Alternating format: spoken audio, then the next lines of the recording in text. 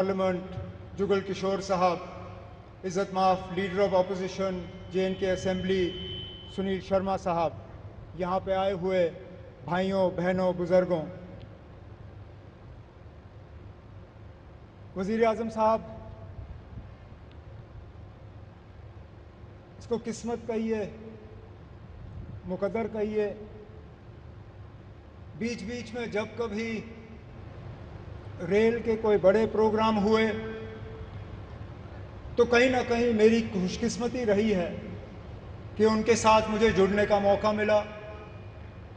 पहली बार जब Anantnag rail station का इनॉग्रेशन हुआ उसमें, जब बानिहाल रेल टनल खुला उसमें, और मेरी शायद पहली हुकूमत का आखिरी प्रोग्राम ठीक इसी जगह आपके साथ 2014 में।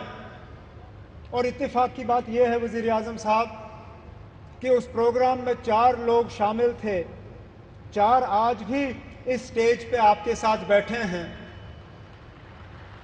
आप उस वक्त पहली मर्तबा वज़ीर आज़म बने थे, इलेक्शन के ठीक बाद आप यहाँ आए और आपने माता की कृपा से यहाँ कटरा रेलवे स्टेशन का इनॉग्रेशन किया।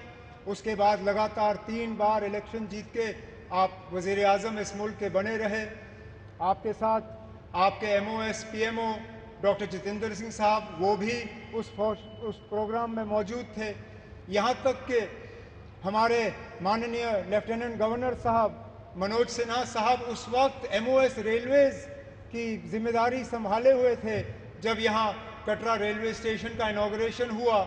और ख़ुद मैं वज़ीर आला के तौर पे मनोज सिन्हा साहब की अगर आप देखें तो माता की कृपा से प्रमोशन हुआ, मेरी अगर आप माने तो थोड़ा सा डिमोशन हुआ। मैं रियासत का वज़ीर आला था, अब UT का वज़ीर आला हूँ, लेकिन मान के चल रहा हूँ कि इसको दुरुस्त होने में अब ज़्यादा देर नहीं लगेगा और आप ही के हाथों जो है दोबारा जम्मू कश्मीर को जो है रियासत का दर्जा हासिल होगा। वज़ीर आज़म साहब, इस रेल के ख्वाब बहुत लोगों ने देखे, यहाँ तक कि कश्मीर को बाकी मुल्क के साथ जोड़ने का ख्वाब अंग्रेज़ों ने भी देखा था, लेकिन वो पूरा कर नहीं पाए। उनका ख्वाब था कि उड़ी झेलम के किनारे जो है वो रेल लाके कश्मीर को बाकी मुल्क के साथ जोड़ें, लेकिन आज जो अंग्रेज़ पूरा नहीं कर पाए वो आपके हाथों पूरा हुआ और जम्मू कश्मीर, कश्मीर की वादी को बाकी मुल्क के साथ जोड़ दिया गया।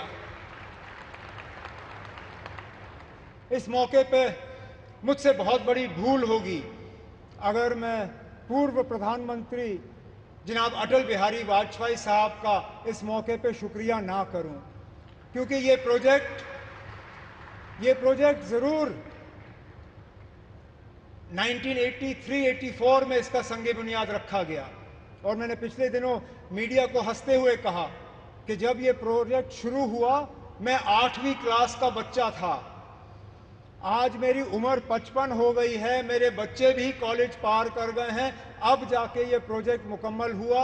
और ये तब हुआ जबकि वाजपेयी साहब ने इसको प्रोजेक्ट ऑफ नेशनल इम्पोर्टेंस का दर्जा देके इसमें बजट में जो है प्रावधान करके ये प्रोजेक्ट आज मुकम्मल हुआ। इस प्रोजेक्ट से जम्मू कश्मीर को भरपूर फ़ायदा होगा, लोगों का आना जाना रहेगा, टूरिज़्म से इसको फ़ायदा होगा, यहाँ के रहने वालों को फ़ायदा होगा। जैसे मैं आपको अभी कह रहा था, यहाँ बारिश पड़ते ही जब हाईवे बंद हो जाता है तो जहाज़ वाले हमें लूटना शुरू कर जाते हैं। जो 5,000 की टिकट होती है वो अचानक घंटों के अंदर 20,000 की टिकट हो जाती है। इस रेल के बनने से कम उन जहाज़ वालों की जो लूट रहती है टिकटों की वो कम हो जाएगी और हमारा आना जाना आसान रहेगा। इसी तरह हमारा मेवा, हमारा फ्रूट, कश्मीर के सेब, कश्मीर के चेरी, कश्मीर के और सारी चीज़ें जो हैं, मैं उम्मीद करता हूं कि अब रेल के ज़रिए मुल्क के बाकी मार्केटों में इनको पहुंचाने का काम होगा और दुनिया भर की मार्केटों में जो है वो हम पहुंचा पाएंगे। वज़ीर आज़म साहब, आज आपके शुभ हाथों से ये एक और इंफ्रास्ट्रक्चर प्रोजेक्ट जम्मू कश्मीर का जो है मुकम्मल हुआ है। इसी तरह के कई और प्रोजेक्ट्स जो हैं वो तेज़ी से आगे बढ़ रहे हैं। चाहे जम्मू का रिंग रोड हो, चाहे श्रीनगर का रिंग रोड हो, चाहे दिल्ली अमृतसर कटरा का एक्सप्रेसवे हो, चाहे जम्मू श्रीनगर 4 लेनिंग हाईवे का काम हो, जम्मू एयरपोर्ट के एक्सपेंशन का काम, श्रीनगर एयरपोर्ट के एक्सपेंशन का काम, जम्मू ये रेलवे के नेटवर्क का एक्सपेंशन, इन सब चीज़ों को जो है तेज़ी से मुकम्मल करके हमारा पूरा इरादा है और हमारी मुकम्मल कोशिश है कि जो विकसित जम्मू कश्मीर, विकसित भारत का जो आपने नारा दिया है, उसको पूरा रंग भर के हम मुकम्मल करके यहाँ के लोगों के हवाले कर लेंगे। लेकिन आज इस मौके पे जम्मू कश्मीर के लोगों की तरफ से वज़ीर आज़म साहब, मैं आपका दिल की गहराइयों से इस मौके पे शुक्रिया और मुबारकबाद करता हूँ। बहुत बहुत शुक्रिया। बहुत बहुत धन्यवाद माननीय मुख्यमंत्री महोदय। विनम्र अनुरोध है माननीय उपराज्यपाल जम्मू कश्मीर श्री मनोज सिन्हा जी से कि कृपया संबोधन के लिए पधारें। माननीय उपराज्यपाल जम्मू कश्मीर।